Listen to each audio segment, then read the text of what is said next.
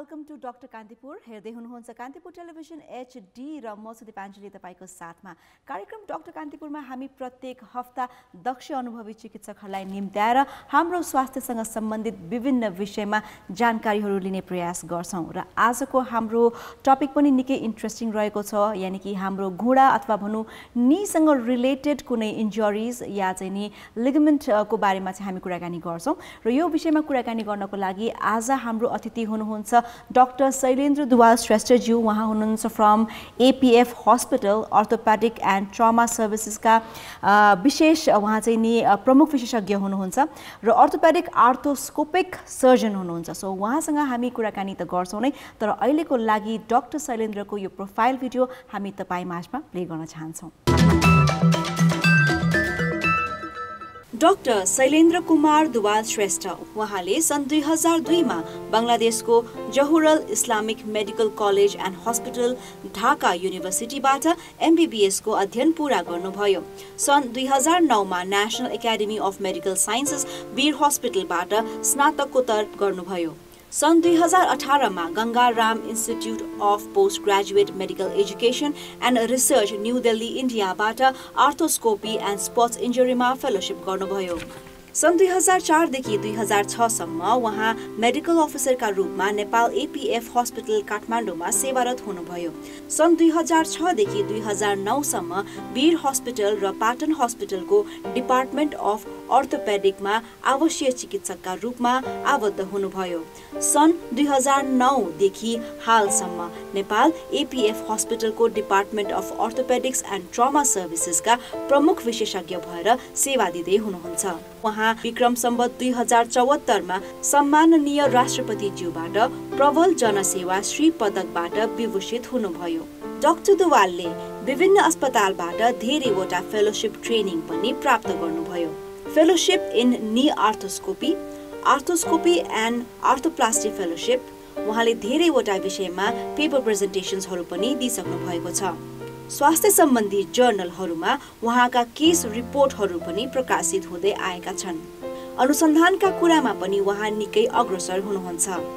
आजको हाम्रो कार्यक्रम डाक्टर कान्तिपुरमा नेपाल APF हस्पिटल काठमाडौँको department of orthopaedics and trauma सर्भिसेसका प्रमुख विशेषज्ञ डाक्टर शैलेन्द्र कुमार दुवाल श्रेष्ठ हुनुहुन्छ। अलराइट, हामीले यो प्रोफाइल देखायौं तपाईलाई डाक्टर शैलेन्द्रको बारेमा।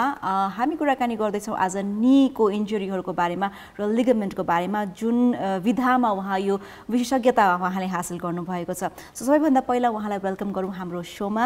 डाक्टर साहब, welcome to our show.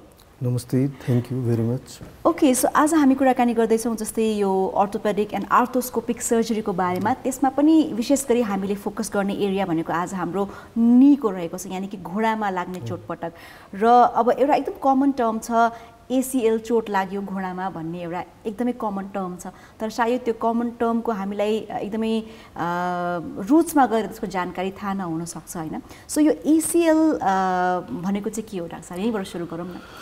ACL अर्थात् एन्टेरियर क्रुसेट लिगामेन्ट हो। अङ्ग्रेजीमा यसलाई एन्टेरियर क्रुसेट लिगामेन्ट भन्छ। यो घुँडाको लिगामेन्टहरूमध्ये प्रमुख लिगामेन्टमा पर्छ। यो चाहिँ माथिल्लो गोलो आकारको फिमर हड्डी र फ्ल्याट आकारको टिबिया हड्डीको बीचमा छड्की बसेको हुन्छ। यसको प्रमुख काम भनेको यो टिबियालाई अगाडि जान नदिने, यसले ओभरअल नीको एउटा स्टेबिलिटी दिइरहेको हुन्छ। र प्राय जसो घुँडामा लाग्ने लिगामेन्टमा ACL चाहिँ प्राय जसो कमन यसको इन्जुरी हुन्छ। यो च्यातिने दर चाहिँ अरू लिगामेन्टहरू भन्दा बढी हुन्छ। ओके, अरू लिगामेन्ट भन्दा बढी च्यातिने दर चाहिँ किन हुन्छ डाक्टर साहब? अब यसको एनाटोमिकल पोजिसनले गर्दा यसको बनावट, किसिमको बनावट भयो। त्यसमाथि हामी अब चार खुट्टाले दौडिने डेभलपमेन्ट हुँदा हामी दुईटा खुट्टामा आयौँ। त्यसको भार पनि बढी हुने भएको भएर यो चाहिँ प्राय जसो अरू लिगामेन्ट भन्दा बढी च्यातिने गर्छ। घुँडा भनेपछि it's a very sensitive part पनि हो। अब हामीलाई घुँडा बङ्गाउनु पनि पर्ने हुन्छ, सिधा पनि गर्नुपर्ने हुन्छ, र जुन हाम्रो एन्टायर बडीको भार पनि अब यसैले खुट्टाले उठाएको हुन्छ भनौँ न। र त्यसमा पनि अब यो लिगामेन्ट्सको चाहिँ कतिको इम्पोर्टेन्ट भूमिका हुन्छ डाक्टर साहब? अब लिगामेन्ट भनेको एउटा डोरी जस्तो स्ट्रक्चर हो। कुनै पनि हड्डी बीचमा स्टेबिलिटी दिनको लागि नै चाहिने हो लिगामेन्टहरू। लिगामेन्ट नभएपछि जोइन्टको स्टेबिलिटी हराउँदै जान्छ र अरू सेकेन्डरी ड्यामेजहरू हुँदै जान्छ। अब एसियल चोट छ यतिकै छोडिरह्यो भने यो घुँडाभित्र मेनिस्कस अरू लिगामेन्टहरू हुन्छ, आर्टिकुलर कार्टिलेज यानि कि कुरकुरे हड्डीहरू, यिनीहरू पनि बिग्रिने सम्भावना बढी हुन्छ। ओके, जस्तै अब यो जुन एसियल इन्जुरिज भयो होइन, यो इन्जुरिजको चाहिँ नि साइन्स एन्ड सिम्टम्सहरू चाहिँ कस्तो प्रकारको हुन्छ? जस्तै हामीलाई यो इन्जुरी लाग्यो, बाहिरीबाट चोटपटक देखिने हो, स्वेलिङ हुने हो, या चाहिँ नि अब भित्रको एक्सरेहरू अथवा कुनै टेस्टको प्रविधिबाट चाहिँ हामी थाहा पाउँछौँ कि हामीलाई एक्चुअली यो एसियल इन्जुरी भएको छ भन्ने कुरा? प्रायः जसो एसियल चोट चाहिँ खेलकुद क्रियाकलापमा भाग लिने, स्पोर्ट्स एक्टिभिटी इन्भल्भ हुने खेलाडीहरू, स्पेसली नेपालको सन्दर्भमा मोटरसाइकल स्कुटी एक्सिडेन्टमा, प्लस हाम्रो हिली रिजनमा मान्छेहरूले धेरै भारी बोकेर हिँडडुल गर्दाखेरि घुँडा ट्विस्ट भएर इन्जुरी हुने गरेको छ। हजुर। अनि यसको साइन एन्ड सिम्टम भन्नाले चोट लागिसकेपछि इमिडिएटली घुँडा धेरै सुन्निने, दुख्ने, घुँडा चलाउन नसक्ने, हिँड्नै नसक्ने पनि हुन्छ कति बिरामी। र चोट लाग्दाखेरि बिरामीले पप आवाज आएको सुन्छ धेरै जस्तो बिरामीले, आफैले आएर भन्छन् डाक्टर साहब मेरो चोट लागेपछि पप जस्तो आवाज आएको थियो भनेर भन्छन्। त्यो चाहिँ डायग्नोस्टिक भयो, एसियल गयो, लिगामेन्टभित्रको गयो भन्ने कुरा। हजुर, सो त्यहाँबाट चाहिँ त्यो पप आवाज थाहा हुनु पर्यो। तर यदि इनकेस कोही बिरामीले थाहा पाउनु भएन भने चाहिँ, र उहाँले चाहिँ अब यो चाहिँ नि सायद अलिकति कुनै ओइन्टमेन्ट लगाएर कम हुन्छ भन्ने यदि उहाँहरूको चाहिँ मेन्टालिटी रह्यो, सोच रह्यो भने चाहिँ कति लङ टर्मसम्म चाहिँ राख्न सक्छौँ हामीले यो पीडालाई, अथवा भनौँ न कतिपय कन्डिसनमा त हामी पीडालाई धेरै बेरसम्म राख्छौँ। नेपालीको पीडा सहन सक्ने क्यापासिटी अरू युरोपियन र अमेरिकनको भन्दा अलिक धेरै नै छ।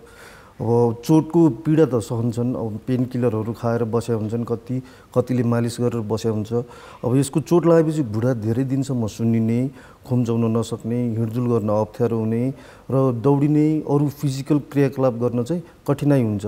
अब हामी कति डिसेबिलिटीमा बस्ने भन्ने कुरा हाम्रो इन्डिभिजुअल फङ्सनल डिमान्ड, हाम्रो डेली एक्टिभिटीमा पनि भर पर्ने गर्छ। ओके, सो जस्तै अब यो एसियल इन्जुरीलाई चाहिँ डक्टर्सहरूले कसरी डायग्नोज गर्नुहुन्छ? केही सर्टन टेस्टहरू या एक्सरे अर एमआरआई के कसरी, कुन प्रविधिबाट थाहा हुन्छ हामीलाई?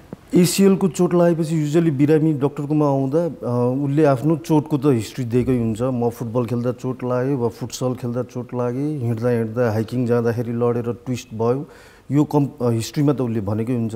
जाँच गरेर हेर्दा स्पेसली चाहिँ यो टिबिया भन्ने हड्डी चाहिँ फिमरभन्दा अगाडि आउँछ। क्लिनिकल एक्जामिनेसनमा चाहिँ यो टिबिया चाहिँ अगाडि आउँछ फिमरभन्दा। क्लिनिकल एक्जामिनेसन एउटा पार्ट भयो। क्लिनिकल एक्जामिनेसन गरिसकेपछि नर्मली हामीले एक्सरे पठाउने गर्छौँ।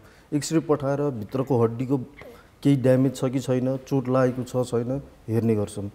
र कन्फर्मेटिभ डायग्नोसिस गर्नलाई एमआरआई गरेर एसिएलमा चोट छ छैन, प्लस साथसाथै अरू मेनिस्कस अरू लिगामेन्टमा पनि चोट छ छैन यकिन गरिन्छ।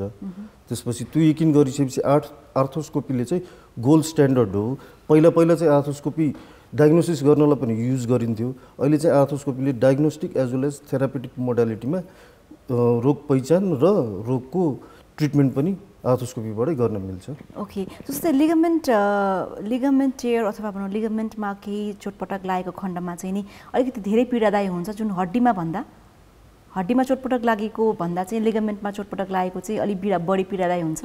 हड्डीमै बढी हुन्छ। हड्डी मेजर भयो, हड्डीको चोटको पीडा त सहनै सक्दैन, बिरामी तुरुन्तै आउँछ। लिगामेन्टको चोटमा चाहिँ नेपालको सन्दर्भमा चाहिँ केही समय ढिला आउँछन् बिरामीहरू।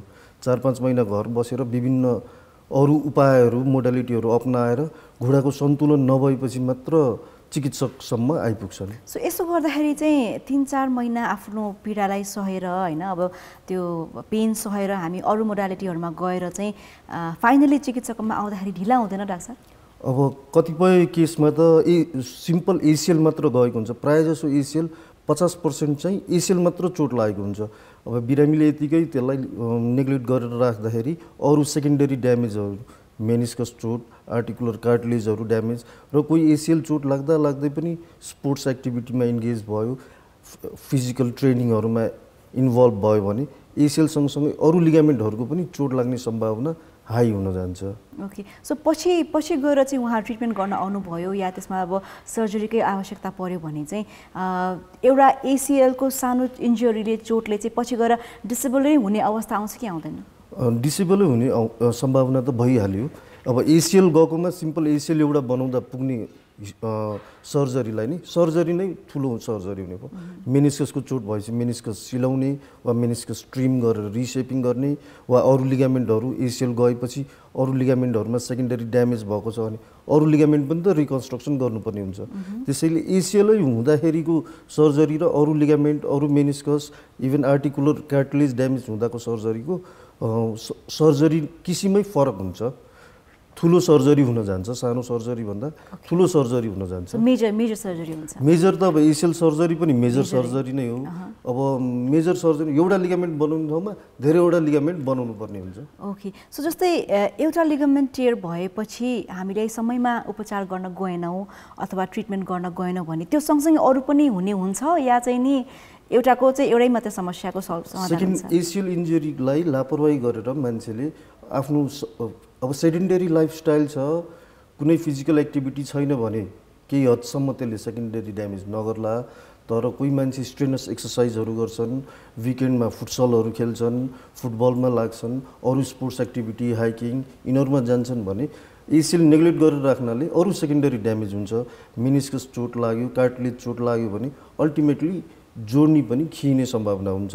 अब विभिन्न बाहिर विदेशमा स्टडी गरे अनुसार चाहिँ एसिएल इन्ट्याक्ट भएको मान्छेमा भन्दा एसिएल च्यातेको मान्छेहरूमा जोड्नी खिने प्रतिशत चाहिँ अलिक बढी हुन्छ। ओके, सो जस्तै अब एसिएल इन्जुरीमा चाहिँ सर्जरी मात्रै एउटा विकल्प हो या चाहिँ नि अरू ट्रिटमेन्टबाट पनि हामी चाहिँ यो इन्जुरीबाट ओभरकम गर्न सक्छौँ डाक्टर साहब? अब सर्जरी मात्रै विकल्प भन्नलाई चाहिँ विभिन्न फ्याक्टरहरूले रोल प्ले गर्छ।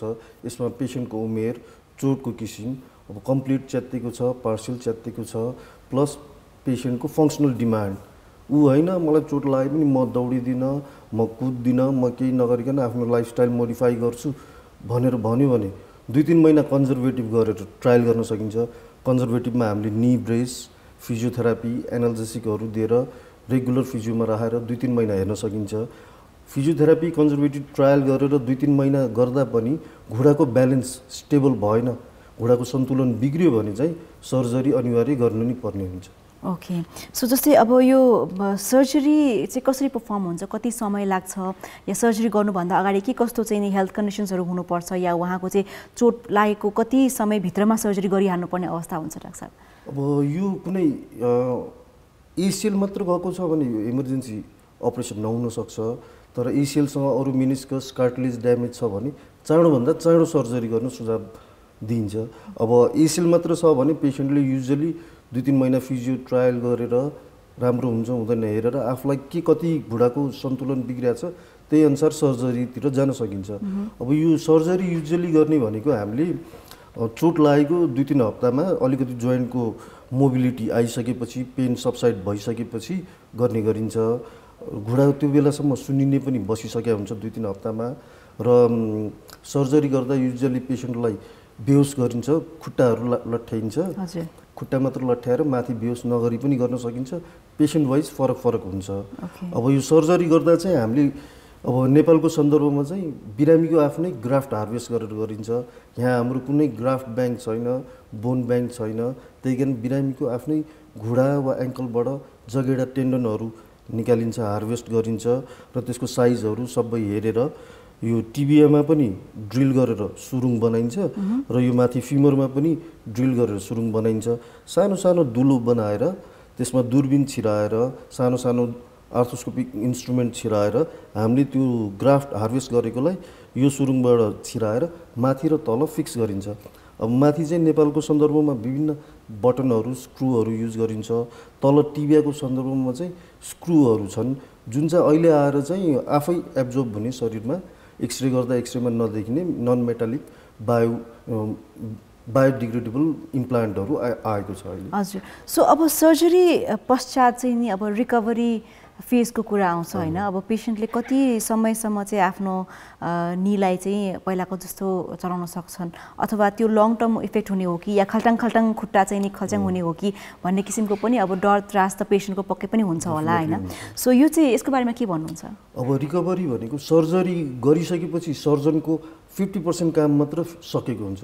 50% काम भने रिहेबिलिटेसन प्रोटोकल, हरेक सर्जरी पछि पेसेन्टलाई पहिलाको अवस्थामा चोटभन्दा पहिलाको अवस्थामा फर्काउनुको लागि रिहेबिलिटेसन प्रोटोकल चाहिँ हरेक सर्जरीको आफ्नो किसिमको हुन्छ। अब त्यो रिहेबिलिटेसन प्रोटोकलमा पेसेन्टले प्रपरली फलो गर्नुपर्ने हुन्छ। फिजियोथेरापिस्टको निगरानीमा रेगुलर फिजियोथेरापी गर्दै मसलको स्ट्रेन्थहरू बढाउँदै लैजानुपर्ने हुन्छ र त्यस दौरान डाइटमा स्पेसल डाइटमा ध्यान दिनुपर्ने हुन्छ। स्मोकिङ ह्याबिट छ, एल्कोहलको ह्याबिट छ भने तिनीहरू अभोइड गर्नुपर्ने हुन्छ। युजुअली सरदर रिह्याब पेसेन्ट पुरानै स्पोर्ट्स एक्टिभिटी आफ्नो फिजिकल एक्टिभिटीमा फर्किनलाई चाहिँ 6 देखि 9 मन्थ्स लाग्छ। ओके, सो 6 देखि 9 मन्थ्सको जुन रिहेबिलिटेसन पिरियड छ त्यसमा चाहिँ नि सबैभन्दा फर्स्ट भयो यहाँको फिजियोथेरापिस्टको एउटा निगरानी, त्यसपछि डायट। अब डायटको कुरा गर्दाखेरि चाहिँ डाक्टर साहब कस्तो किसिमको डायटहरू चाहिँ रिफर गर्नुहुन्छ? भिटामिन रिच डायट, भिटामिन सीहरू यस्तो भएको डाइटहरू खायो भने हिलिङमा अलिकति चाँडो प्रमोट गर्छ। अब त्यो ग्राफ्ट त हामीले हार्भेस्ट गरेर नयाँ ठाउँमा बसाएको हुन्छ, त्यो पनि त त्यो स्थानमा टाँसिनु पर्यो, त्यो पनि त्यहाँ मजबुती हुनु पर्यो। एउटा नयाँ स्थानबाट अर्को स्थानमा हामीले हार्भेस्ट गरेर राखेको कसेको त्यसमा नयाँ भेसल्सहरू बनेर त्यसको पनि न्युट्रिसन सप्लाईहरू इन्ट्याक्ट भएर त्यसले पनि मजबुती लिनलाई डाइटहरू पनि इम्पोर्टेन्ट फ्याक्टरमै पर्छ। ओके, सो 9 मन्थसम्म अब हामीले चाहिँ रेगुलरली अब आफ्नो एक्सर्साइज आफ्नो डाइटमा ध्यान दिएको खण्डमा चाहिँ अनि त्यो 9 मन्थसम्म नै फिजियोथेरापी गरिराख्नु पर्ने हुन्छ? 9 मन्थसम्मै फिजियोथेरापिस्ट कहाँ गएर रेगुलरली गर्नु पर्दैन। सुरुको 2-4 हप्ता बैशाखी चाहिने हुन्छ, ब्रेस चाहिने हुन्छ, बिस्तारै ब्रेस बैशाखी हटाइन्छ। रेगुलर आफ्नो हिँडडुल गर्नलाई केही पनि फरक पर्दैन, तर एक्सर्साइजको प्रोटोकल आफूले घरैमा पनि बसेर गर्न मिल्छ। गरिरहेको मिल्या छ कि छैन त? मैले एक्सर्साइज गरिरहेको छु, मलाई त ठिकै जस्तो लाग्छ, तर त्यो सुपरभाइज चाहिँ फिजियोथेरापिस्ट र आफूले सर्जरी गराएको डाक्टर साहबकोमा गएर मैले गरिरहेको एक्सर्साइजहरू मिल्या छ छैन, मेरो थाईको साइजहरू इन्क्रिज भएको छ छैन, यो सबै टाइम टु टाइम फलोअपमा चाहिँ जानुपर्ने हुन्छ। ओके, सो यहाँ आबद्ध हुनुहुन्छ एपिएफ नेपाल एपिएफ हस्पिटलसँग र अर्थोपेडिक त्यसै गरी ट्रमा सर्भिसेसका पनि प्रमुख विशेषज्ञ हुनुहुन्छ यहाँ होइन। सो नेपालमा ओभरअल देखिने जुन एउटा स्पोर्ट्स इन्जुरी छ या चाहिँ यस्तो ट्रमा यो इन्जुरीहरू रहेको छ अर्थोपेडिक रिलेटेडमा चाहिँ कुन चाहिँ एकदमै धेरै कमन छ? अब धेरै जसो त घुँडाको हामी कहाँ आउनेमा चाहिँ धेरै जस्तो घुँडाको लिगामेन्ट इन्जुरी नै कमन छ। अब हाम्रो मोर देन 50% पेसेन्ट हाम्रै सर्भिस होल्डर हुने भएको भएर फिजिकल ट्रेनिङहरू गर्दा स्पोर्ट्स एक्टिभिटीमा भाग लिँदा घुँडाको एसिएल इन्जुरी नै लिएर आउँछन् बढीभन्दा बढी बिरामी। अरू सिभिल बिरामी पनि हेर्ने गरेका छौँ हामीले, उनीहरू चाहिँ अरू लिगामेन्टहरूको पनि चोटहरू लिएर आउँछन्। घुँडामा चाहिँ विशेष गरेर एसिएलै सबैभन्दा धेरै कमन छ। सो अब रिकभरी पिरियडको पनि कुरा भयो होइन, जस्तै कस्तो अवस्थामा चाहिँ अब सर्जरीको आवश्यकता नपर्न पनि सक्छ या सबैमा त आवश्यकता होला भन्ने पनि छैन नि त? धेरै बिरामीले सोध्ने प्रश्न पनि हो कुन बेला चाहिँ डाक्टर साहब सर्जरी नगरे हुन्न भन्ने कुरा हुन्छ। अब सर्जरी गर्न हुन्छ हुँदैन धेरै फ्याक्टरहरूले रोल प्ले गरे हुन्छ त्यसमा पनि। अब विशेष गरेर त चोटको किसिम कम्प्लिट च्यात्या छ कि पार्सियल च्यात्या छ। अब पार्सियल च्यात्या छ, घुँडाको सन्तुलन बिग्रेको छैन भने हामीले कन्जर्भेटिभ ट्रायल गर्न सकिन्छ, फिजियो गरेर मसलहरूको स्ट्रेन्थहरू बढाएर हेर्न सकिन्छ। अब कम्प्लिट च्यात्तिएको छ, घुँडाको सन्तुलन बिग्रेको छ, त्यस्तो अवस्थामा चाहिँ अनिवार्य सर्जरी गर्नु नै पर्ने हुन्छ। ओके, सो त्यो चिज चाहिँ कसरी टेस्ट हुन्छ या डायग्नोस हुन्छ? त्यसको डायग्नोसिस एमआरआईबाट एउटा कम्प्लिट टियर छ, पार्सियल टियर छ, त्यो थाहा हुने भयो।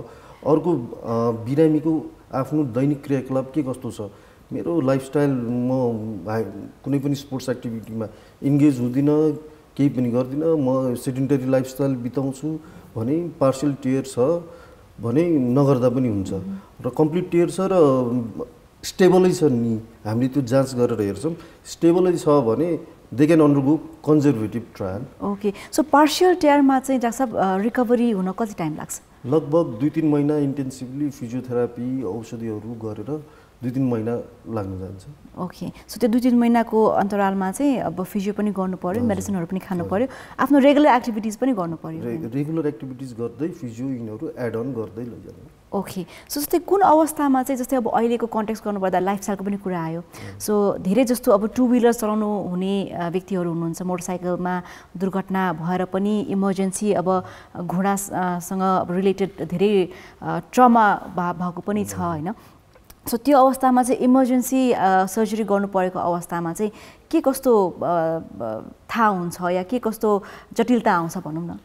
अब इमर्जेन्सी भनेर लिगामेन्टको चोटको लागि इमर्जेन्सी भनेर तुरुन्तै गर्नु पर्दैन, विदिन 1 विकसम्म गर्न सकिन्छ। अब यो घुँडाको लिगामेन्ट रिकन्स्ट्रक्सन गर्ने बेला हामीले घुँडाको सुन्निने अवस्था बसेको हुनुपर्छ, घुँडा खुम्चिने सिधा हुने मोबिलिटी हुनुपर्छ, नभए पछि रिह्याबमा प्रब्लम आउने हुन्छ। त्यही कारण इमर्जेन्सी भने आज भयो आजै चाहिँ हामीले गर्दैनौँ, 2-4 दिन औषधिहरू दिएर स्वेलिङहरू सबसाइड गराएर अब लिगामेन्टसँग मिनिस्कस गएको छ भने विदिन 1 विक to 2 विक्समा गर्दा फाइदा हुने हुन्छ।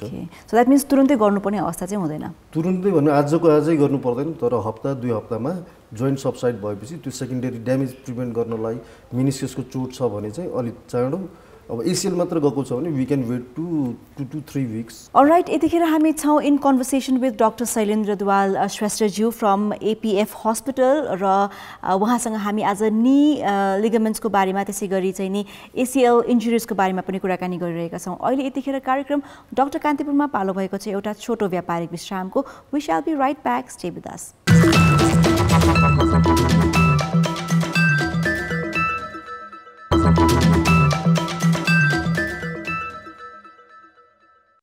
Alright, welcome back. हेर्दै हुनुहुन्छ कार्यक्रम doctor Kantipur on Kantipur television HD। म छु दिपाञ्जली तपाईको साथमा। आज हामी कुराकानी गर्दैछौँ नी इन्जुरिजको बारेमा र एसिएल इन्जुरिजको बारेमा। त्यसै गरी हामीसँग हुनुहुन्छ डाक्टर शैलेन्द्र दुवाल श्रेष्ठज्यू फ्रम नेपाल एपिएफ हस्पिटल र अर्थोपेडिक एन्ड ट्रमा सर्भिसेसका उहाँ प्रमुख विशेषज्ञ पनि हुनुहुन्छ र नेपालमा आर्थोस्कोपी को जुन यो सर्जरी छ यो सर्जरीको बारेमा पनि हामी केही कुराकानी उहाँसँग पक्कै पनि गर्छौँ। सो डाक्टर साहब, अघि हाम्रो कन्भर्सेसन भइरहेको थियो हैन, सो नेपालमा आर्थोस्कोपी सर्जरी सुरुवात भएको कति भयो? यो सुरुवात भएको त निकै धेरै वर्ष भइसक्यो। हजुर। पहिला डाइरेक्ट आर्थोस्कोपी हामी जब एमएस गर्दै थियौँ त्यो बेला चाहिँ डाइरेक्ट आर्थोस्कोपी गरेर भिजुअलाइज गरिन्थ्यो।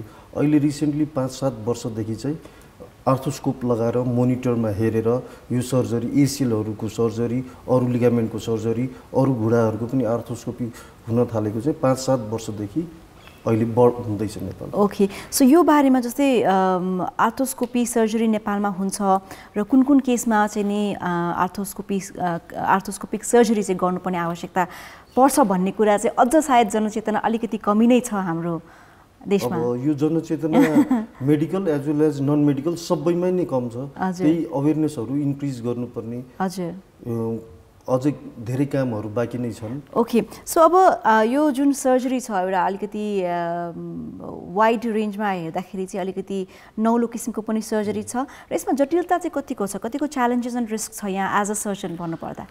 अब सबै सर्जरीको आफ्नो कम्प्लिकेसन हुन्छ नै, अब यसमा हुँदै नहुने भन्ने छैन, तर ओपन गरेर गर्दाखेरि जति कम्प्लिकेसन हुन्छ यो सानो प्वालहरू बनाएर गर्नेमा जटिलता कम हुन्छ।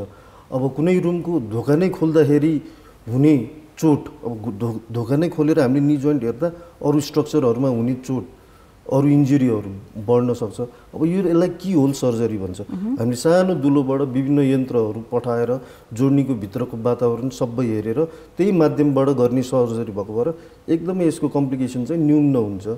साधारण इन्फेक्सनहरू, कहिलेकाहीँ जोइन्ट स्टिफ हुने जुन चाहिँ ट्याकल गर्न सकिन्छ। ओपन सर्जरी भन्दा आर्थोस्कोपी गरेर गर्ने सर्जरीको चाहिँ कम्प्लिकेसन रेट अलिक कमै हुन्छ। ओके, सो आर्थोस्कोपिक सर्जरी गर्नको लागि अथवा कुनै बिरामीको इन्जुरी भयो हैन भने चाहिँ एज लिमिट के छ डाक्टर साहब? कति बच्चाहरूको पनि गरिन्छ या अब अलिकति 70-80 प्लस व्यक्तिहरूको पनि गर्न सफलतापूर्वक हुन्छ या अलिकति रिस्क छ यसमा? अब एजको हिसाब गर्दाखेरि बच्चाहरू जो चाहिँ ग्रोइङ एजमा छन् उनीहरूको ग्रोथ प्लेट अझै फ्युज भइसकेको हुँदैन, हाइट बढ्ने सम्भावना हुन्छ। त्यही कारण उनीहरूलाई चाहिँ केही समय कुरेर ग्रोथ प्लेट फ्युज गरेर पनि गर्न सकिन्छ। होइन भने चाहिँ एकदमै समस्या दिइरहेको छ भने त्यो ग्रोथ प्लेटमा चोट नलाग्ने गरी सावधानी अपनाई यो लिगामेन्टको सर्जरी गर्न सकिन्छ। अब वयसको कुरा गर्दाखेरि चाहिँ age is just a number. अब उमेर भन्दा पनि हड्डीको अवस्था कस्तो छ। अब 70 इयर्सको मान्छे छ, he is active in badminton, regularly badminton खेल्नुहुन्छ, उहाँको त्यो डेली एक्टिभिटीमा रुटिनली गर्नुहुन्छ र उहाँको एक्सरे गर्दा घुँडाको हड्डीहरू पनि राम्रै छन्, त्यस्तो खिएको छैन भने उहाँको पनि यो सर्जरी गर्न मिल्छ।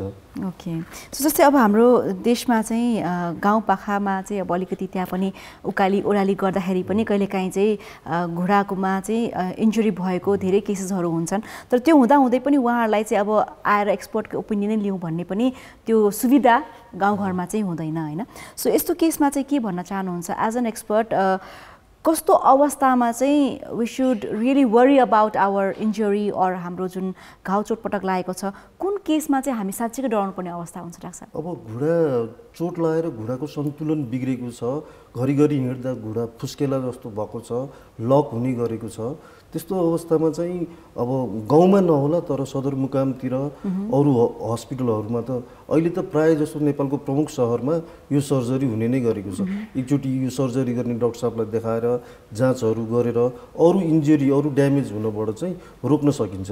सिर्फ एसिएल मात्र एउटा मात्र अपरेसन गर्ने ठाउँमा अरू 2-3 वटा अपरेसन गर्न नपर्ने अवस्था पनि आफैमा सीमित हुने भएर चाँडोभन्दा चाँडो चिकित्सकको परामर्श लिएर निदानतिर उपचार निदानतिर जानुपर्ने चाहिँ आवश्यकता छ अहिले। ओके डाक्टर साहब, एउटा एकदम क्विक क्वेसन जुन चाहिँ मेरो अलिकति पर्सनल क्वेरी पनि रहेको छ होइन।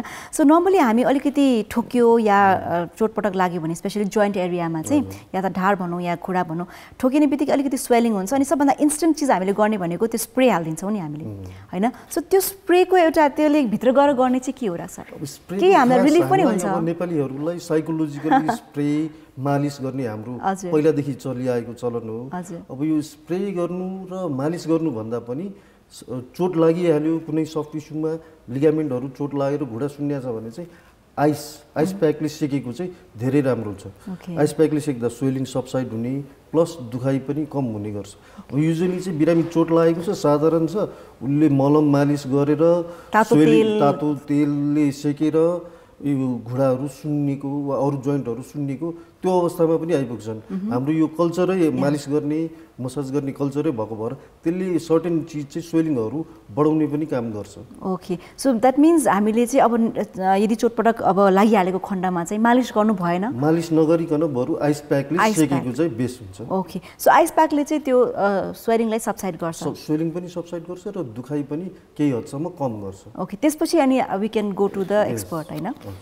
सो अर्को जस्तै भनेको चाहिँ नेपालमा जुन यो आर्थोस्कोपी सर्जरी रहेको छ त्यो सर्जरीको बारेमा भन्नुपर्दाखेरि अब कतिको कस्ट एफिसियन्ट छ भन्ने पनि कुरा आउँछ डाक्टर साहब होइन। बिकज नर्मली अब हामीले अफोर्ड गर्न सक्छौँ सक्दैनौँ, नेपालीहरूले चोटपटक लागे पनि अब त्यो अफोर्ड गर्न सक्छन् सक्दैनन् भन्ने पनि कुरा छ र कतिको एक्सपेन्सिभ छ भन्ने पनि कुरा आउँछ। अब यसमा भन्नुपर्दा यसमा लाग्ने सामानहरू निकै महँगो मानिन्छ अरू सर्जरी भन्दा। अब यसको छुट्टै मोनिटर, यसको कम्प्युटरको अरू डिभाइसेसहरू, सेभर मेसिन भन्छौँ, आरएफ मेसिन भन्छौँ अरू, अनि यसमा हामीले लिगामेन्ट बनाइसकेपछि राख्ने स्क्रुहरू बटनहरू यिनीहरू सबै अब नेपालमै बन्ने कुरै भएन, यिनीहरू सबै विदेशबाट आयात हुने भएको भएर यिनीहरू नै निकै महँगो छन्। अब यसमा पनि सर्टेन मात्र फिक्स कम्पनीहरू मात्र हुन्छन्। नेपालमा सानो मार्केट भएको भएर धेरै कम्पनीहरू छैनन्, सर्टेन कम्पनीहरू मात्र छन्। त्यसैले नेपाली सन्दर्भमा चाहिँ एक्सपेन्सिभ छ, तर इन्डियाको तुलना अरू देशको तुलना गर्दा यो सर्जरी कम्पेरिटिभली नेपालमा सस्तो छ सस्तो हुनको लागि। तर सामानै महँगो भएको भएर सर्टेन मान्छेहरूले यहाँ बिरामीको इन्सुरेन्स कभरेज हुँदैन, आफ्नै गोजीबाट पैसा तिरेर गर्नुपर्ने हुन्छ। त्यही कारण त्यो सर्टेन फाइनेन्सियल कस्टले गर्दा सर्टेन बिरामीले चाहिँ अपरेसन नगरेको पनि धेरै आएको छ, एक्जाम्पलहरू छन्। हजुर, so basically what do you suggest होइन एज एन एक्सपर्ट? हामीले चाहिँ यस्तो अब एसिएलको इन्जुरी भयो या चाहिँ लिगामेन्ट अलिकति सिरियस नै अब केही हेल्थ इस्युजहरू छन् र सर्जरी गर्नुपर्ने अवस्था नै छ भने चाहिँ हामीले कसरी चाहिँ नि यसलाई अब म्यानेज गरेर अपरेसन गर्दा ठिक हुन्छ? अब कस्ट फ्याक्टर आफ्नो ठाउँमा छ, तर अब हेल्थ आफ्नो हेल्थै सबभन्दा प्रमुख हुने भएको भएर अब प्राइभेट हस्पिटलमा एफोर्ड गर्न सकिँदैन भने गभर्मेन्ट हस्पिटलमा पनि यसको सर्जरी त्यतिकै हुन्छ। सबै हस्पिटलको आफ्नो प्रोटोकलहरू हुन्छन्, सबैको आफ्नो हुन्छ। आफूलाई मिल्ने ठाउँमा गएर देखाएर अपरेसन गर्न मिल्छ। अब यसको कस्ट इफेक्टिभ गर्नलाई विभिन्न उपायहरू छन्। अब त्यो तपाईँको कुन डाक्टर साहबले देखाउनु भएको छ त्यही अनुसार अब यसलाई विभिन्न मेकानिजम सामानहरू राखेर गर्ने कि इम्प्लान्टै नराखिकन गर्ने यो फेरि अर्को पाटो भयो। ओके, सो यस, अब बिकज ओभरअल हेल्थ इस्यु भनेपछि हामीले सबै चिजलाई चाहिँ नि यसलाई चाहिँ हामीले छुनै पर्ने हुन्छ। अब जस्तै कस्टको कुरा भयो, कहिले गर्ने अपरेसन कहिले नगर्ने भन्ने पनि कुराहरू आउँछ, अपरेसनै आवश्यक छ छैन भन्ने पनि कुरा आउँछ। सो आई थिङ्क कार्यक्रमको ओभरअल कन्भर्सेसनबाट धेरै त जानकारी त हाम्रो दर्शकहरूले पाइ नै सक्नु भएको छ होइन। र अब लिगामेन्ट भनिसकेपछि एकदमै यो चाहिँ फ्लेक्सिबिलिटी यसको हाम्रो बडीलाई चाहिँ यसले चाहिँ नियन्त्रण गरिरहेको हुन्छ, हाम्रो बडीको फ्लेक्सिबिलिटीलाई नि त।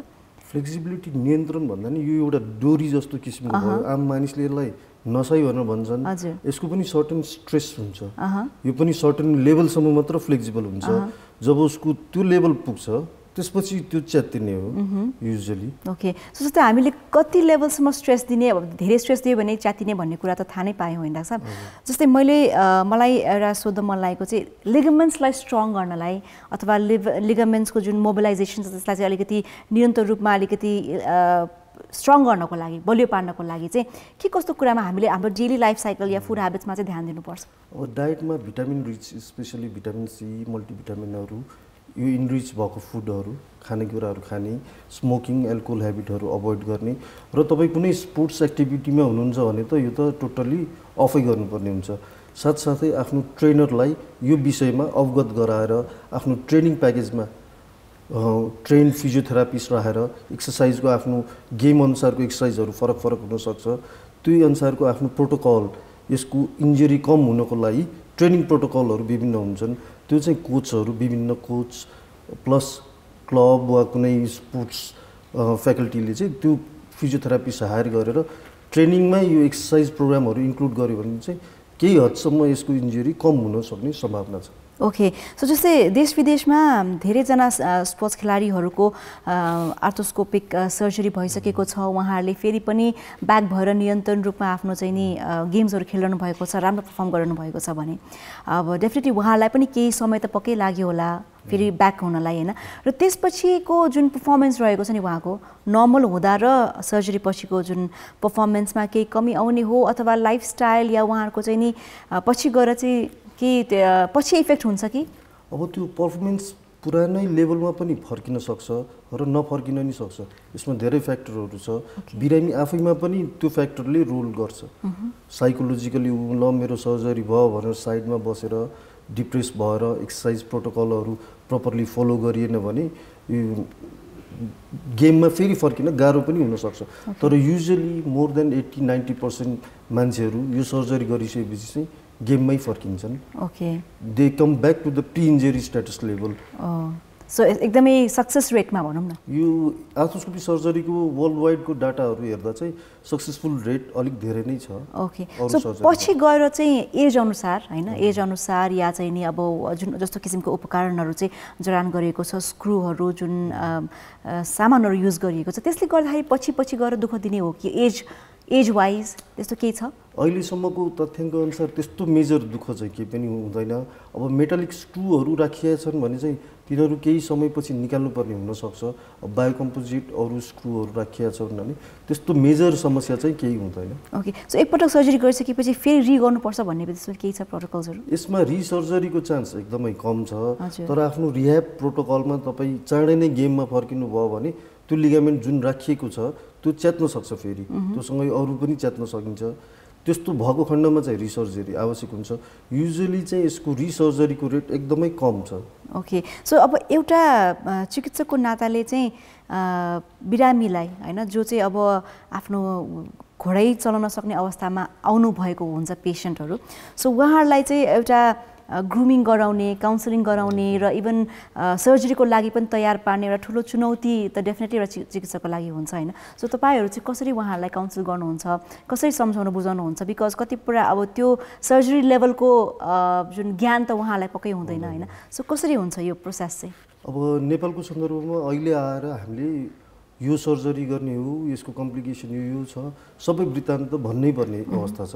कतिपय बिरामीले कम्प्लिकेसन यो हुन्छ भनेपछि सर्जरी नगरिकन जानेहरू पनि छन्। तर अब त्यो भन्दैमा कम्प्लिकेसन भनेर हामीले तर्साउन खोजेको होइन, तर कम्प्लिकेसन हरेक चिजमा हुन्छ। अब कम्प्लिकेसनलाई एक्सेप्ट गरेर सर्जरी गर्यो भने अब कम्प्लिकेसन तपाईँलाई नै हुन्छ मलाई नै हुन्छ भन्ने छैन, तर कम्प्लिकेसन हरेकलाई हुनसक्छ। अब कम्प्लिकेसन हुँदै नहुने भन्ने केहीमा पनि छैन। इभन प्यारासिटामोलै खाँदा पनि त्यसको साइड इफेक्ट भने हेडेक लेखेको छ किताबमा, तर त्यो हामीले हेडेकको लागि नै खाने औषधि हो। अब हुँदाहुँदै गर्नै पर्ने हुन्छ। अब साइन्सको आफ्नो पार्ट छ, नेचरको पनि आफ्नो हिलिङ पार्ट छ। साइन्स र नेचरको हिलिङ यो कम्बिनेसनले नै कम्प्लिकेसनहरू मिनिमाइज हुने, रिसर्जरी गर्न नपर्ने कुराहरू आउँछ। ओके, सो जस्तै हामीले अब रिहेबिलिटेसनको पनि कुरा आयो होइन। सो रिहेबिलिटेसनमा चाहिँ अब द्याट केस हेरी चाहिँ हामीले 6 महिनादेखि 9 महिनाको समय अन्तराल भन्नुभयो यहाँले होइन। सबभन्दा क्विक हिल हुने र क्विक रिहेबिलिटेट हुने को चाहिँ इन्जुरी चाहिँ कुन चाहिँ हो डाक्टर साहब? होइन, एसिएलको मात्र मैले कुरा भनेको। अब एसिएलसँग मिनिस्कस पनि गएको छ। मिनिस्कस हामीले रिपेयर गरेका छौँ भने रिहेबिलिटेसन प्रोटोकल अझ लामो हुनसक्छ।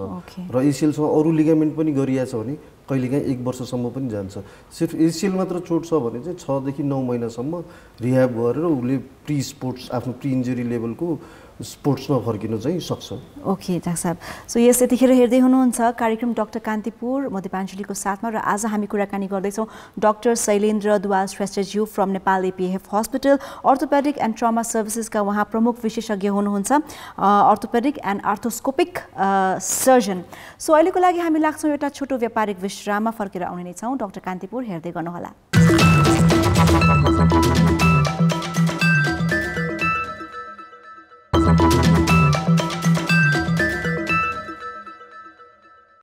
Alright, welcome back. हेर्दै हुनुहुन्छ कार्यक्रम doctor Kantipur on Kantipur television HD। म दीपाञ्जली तपाईको साथमा, र आजको हाम्रो अतिथि हाम्रो गेस्ट हुनुहुन्छ डाक्टर शैलेन्द्र दुवाल श्रेष्ठज्यू from Nepal APF hospital orthopaedic and trauma सर्भिसेसका उहाँ प्रमुख विशेषज्ञ पनि हुनुहुन्छ। सो डाक्टर साहब, आज हामीले धेरै कुराकानी गऱ्यौँ नी इन्जुरीको बारेमा, एसिएल इन्जुरीको बारेमा होइन। सो मलाई सोध्न मन लागेको चाहिँ जस्तै आर्थोस्कोपी सर्जरी र यो एसिएल भयो, अब यो सर्जरी र जुन नौलो किसिमको सर्जरी पनि छ, यसले चाहिँ नि हामीलाई हिल हुन पनि ब्याक टु नर्मल लाइफ दिनलाई पनि सजिलो हुन्छ, र एकदम जटिल पनि सर्जरी छैन। तर पनि यस्तो हुँदाहुँदै पनि अब के कस्तो कुराहरूमा चाहिँ हामीले अझ फोकस गर्न सक्छौँ सो द्याट यो सर्जरी र यो विधि चाहिँ नेपालमा अझ प्रख्यात होस्, अझ धेरै मान्छेहरूले चाहिँ यसको सुविधा लाभान्वित हुन सकोस् भन्नको लागि चाहिँ के कस्तो कुराहरूमा ध्यान दिनुपर्छ? अब यसमा पब्लिक अवेरनेसको पनि फ्याक्टर आउँछ। पब्लिकहरूलाई पनि धेरैलाई यो दूरबिन राखेर गर्ने सर्जरीको विधिबारे ज्ञान त्यति धेरै छैन। एज वेल एज हामी यङ अर्थोपेडिक सर्जनहरूलाई पनि यो विधिमा आफ्नो स्किल इन्हान्स गर्ने स्टेसनहरू लिमिटेड छ। अब यहाँ सिमुलेसन ल्याबहरू, क्याडाभरिक ल्याबहरू नेपालमा सधैँ छैन। हामीलाई सिक्नु छ, गर्नु छ भने विदेश, अब नजिक भनेको हाम्रोलाई बेङ्गलोर हो। यहाँबाट बेङ्गलोर गएर क्याडाभरमा कोर्सेसहरू गरेर आफ्नो स्किल इन्हान्स गर्नुपर्ने हुन्छ। अब नेपालमै क्याडाभरिक ल्याब बन्ने हो, सिमुलेसन ल्याब बन्ने हो भने यङ जेनेरेसनहरूलाई पनि त्यहाँ गएर आफ्नो सिक्ने प्लस आफ्नो स्किल इन्हान्स गर्ने ठाउँ हुनसक्छ। ओके, सो यो यस्तो किसिमको ल्याबहरूको चाहिँ नेपालमा आवश्यकता छ भनेपछि अहिलेको परिप्रेक्ष्यमा त मेडिकल टुरिज्म हामीले ध्यान दिइरहेछौँ भने यस्तो चिजहरूले पनि मेडिकल टुरिज्मलाई इन्हान्स गर्ने मद्दतै गर्छ। यस्तो चिजले पनि फाइदै हुन्छ। ओके, सो जस्तै अब हामीले एज एन यहाँले चाहिँ एज एन आर्थोस्कोपिक सर्जन होइन, हामीले कुन कुरामा चाहिँ बढी फोकस गर्नुपर्छ so that you know even राज्यको तर्फबाट पनि देशको तर्फबाट पनि चाहिँ यो सेक्टरमा चाहिँ एउटा के हेल्प पुगोस्, मद्दत पुगोस् होइन, सो द्याट यहाँहरू जस्तो इन्थुजियास्टहरूले चाहिँ वास्ट ओभरअल नेपालभरि नै यो सुविधा, स्वास्थ्य सुविधा चाहिँ दिन पुगोस् भन्नको लागि के इम्पोर्टेन्ट फ्याक्टर छन्? अब आर्थोस्कोपी मेजर सहरहरूमा त हुन्छ नै अहिलेलाई। अब गाउँमा पुर्याउनुको लागि त त्यही अनुसारको पोलिसीहरू हुनु पर्यो।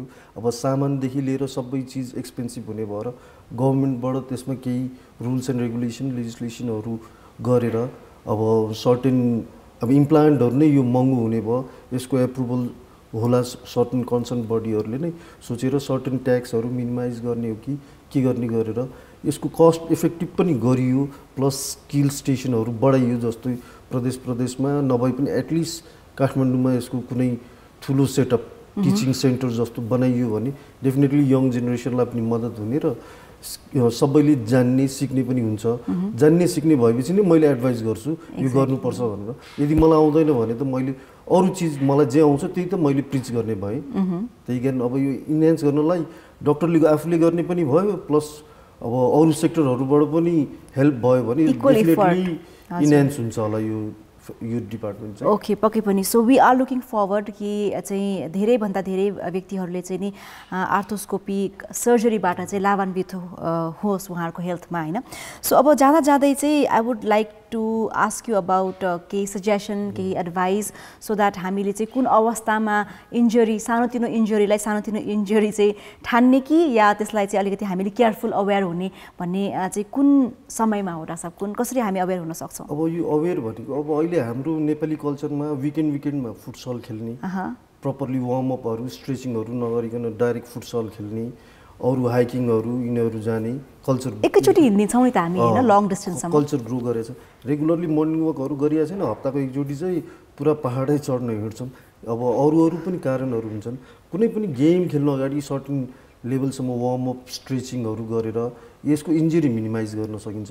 अब होइन इन्जुरी भइसक्यो, घुँडा सुन्निएको छ, दुखेको छ, घुँडाको ब्यालेन्स छैन, स्टेबल छैन, सन्तुलन बिग्रेको छ भने एकचोटि चिकित्सकलाई देखाएर परामर्श लिएर आफ्नो डेली एक्टिभिटीमा ह्याम्पर भइरहेछ भने डेफिनेटली सर्जरी गर्नु नै वाइज हुन्छ। ओके, पीडा सहनुभन्दा चाहिँ हामीले चाहिँ एउटा दक्ष अनुभवी चिकित्सकका गएर परामर्श लिएको नै राम्रो होइन त?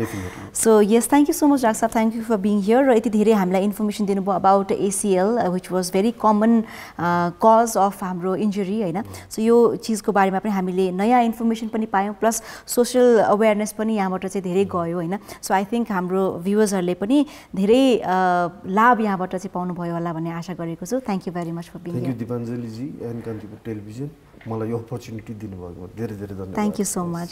सो यस कार्यक्रम डाक्टर कान्तिपुरबाट आजको लागि हामीले बिदा माग्ने बेला भइसकेको छ। अर्को हप्ता यस्तै अर्को एउटा बेग्लै टपिकमा अर्को दक्ष अनुभवी चिकित्सकसँग हामी कुराकानी गर्न आउने नै छौँ। कान्तिपुर टेलिभिजन हेर्दै गर्नुहोला। बाई, नमस्ते एन्ड टेक केयर।